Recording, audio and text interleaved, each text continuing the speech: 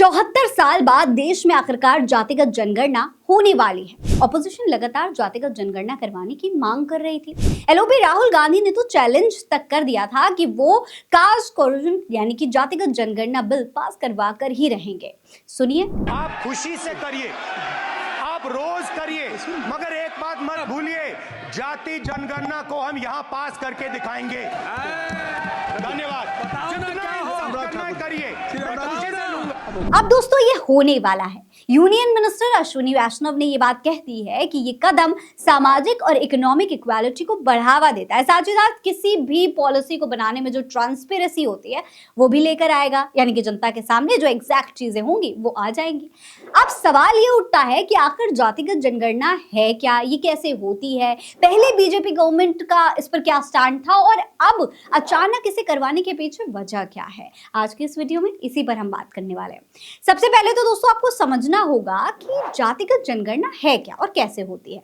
देखिए, जातिगत जनगणना का दोस्तों सीधा सा मतलब ये होता है कि देश में किसी जाति के कितने लोग मौजूद हैं, इसके जो एग्जैक्ट आंकड़े हैं वो क्या हैं। वैसे तो दोस्तों देश में जातिगत जनगणना पहले भी होती रही है, लेकिन तब ओबीसी को इसमें शामिल नहीं किया जाता था।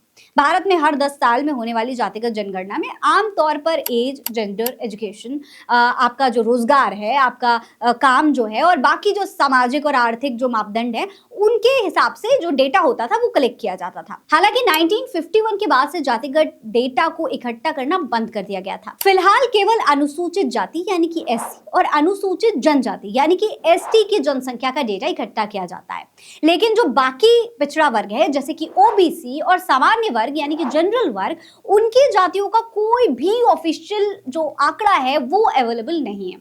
ऐसे में बात जब भी जातिगत जनगणना की होती है तो सबसे ज्यादा चर्चा किसकी होती है? ओबीसी वर्ग की। अब सवाल यह है कि ओबीसी वर्ग कितना ज्यादा बढ़ चुका है। इस बार भी जातिगत जनगणना करवाई जाएगी और सभी की नजर इसी बात पर रहेगी कि ओबीसी कितने प्रतिशत है फिलहाल देश में। अब दोस्तों ये जातिगत जनगणना करवाने का भी एक पूरा प्रोसेस होता है, उसे भी जरा समझ लीजिए। जैसे कि पूरे देश में जनगणना करवाने के लिए सरकारी कर्मचारियों की नियुक्ति होती है, इन्हें इन्यूमेटर्स कहते हैं। ये तय किए गए इलाकों में पहुंचते हैं, तमाम जो जानकारियां होती हैं वो इकट्ठा करते हैं और फिर गवर्नमेंट के सामने पेश करते हैं। अब इसे कलेक्ट करने के भी दो बहुत बड़े तरीके होते हैं, दो बहुत बड़े हिस्से होते हैं, यानी कि दो पार्ट्स में इसे कलेक्ट किया जाता है। सबसे पहला हाउस लिस्टिंग और हाउस सेंसर।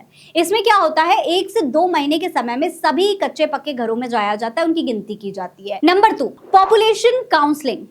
इसमें करीब 1 महीने का समय लगता है और इसमें लोगों की जो एज होती है, जेंडर होता है, परिवार होता है, बर्थ डेट होती है, जो मैरिटल स्टेटस है वो पता लगाया जाता है, उनका रोजगार, धर्म, एससी एसटी हैं या फिर दूसरी किसी जाति के हैं, ये सारा डेटा कलेक्ट करके पूछा जाता है। इसके अलावा दोस्तों इसे करवाने के पीछे एक बहुत बड़ी वजह यह है कि जातिगत जनगणना की जो रिपोर्ट है वो आखिरी बार 1931 में सामने आई थी।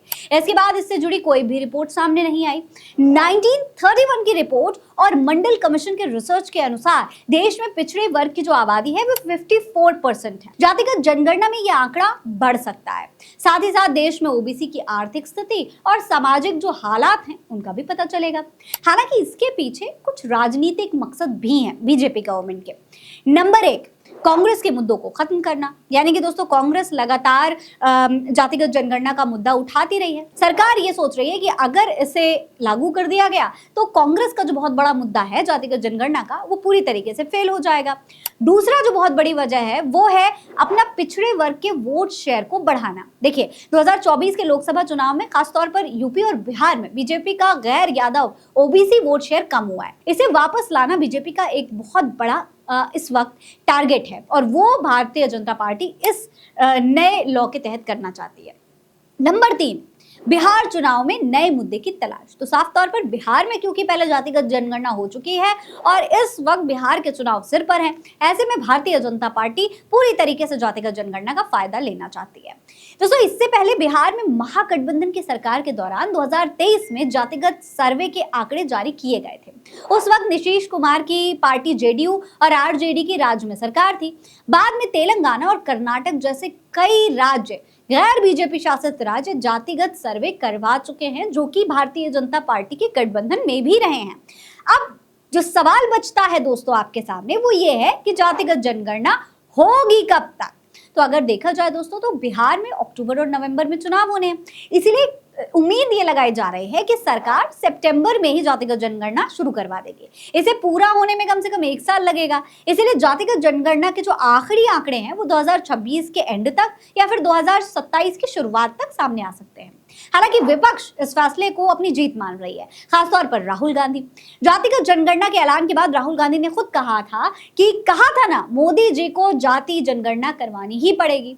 अब आरक्षण पर 50% की सीमा हटाने का दबाव बनाएंगे। यानी सरकार तो सोचकर बैठी थी कि उन्होंने विपक्ष से उनके सारे मुद्दे खत्म कर लिए हैं, छीन लिए हैं, लेकिन अब राहुल गांधी ने एक नया टास्क सरकार के सामने रख दिया है, 50% आरक्षण वाला। अब देखना होगा इस पर सरकार क्या फैसला करती है। फिलहाल आज की इस वीडियो में इतना ही। ये वीडियो आपको समझ में आई, कितनी समझ में आई, इस वीडियो से आपको क्या फायदा हुआ, कमेंट बॉक्स में लिखकर हमें जरूर बताइएगा। मेरा नाम है फरीन अंसारी, आप रहें स्वस्थ मस्त, बस यही है दुआ हमारी। नमस्कार।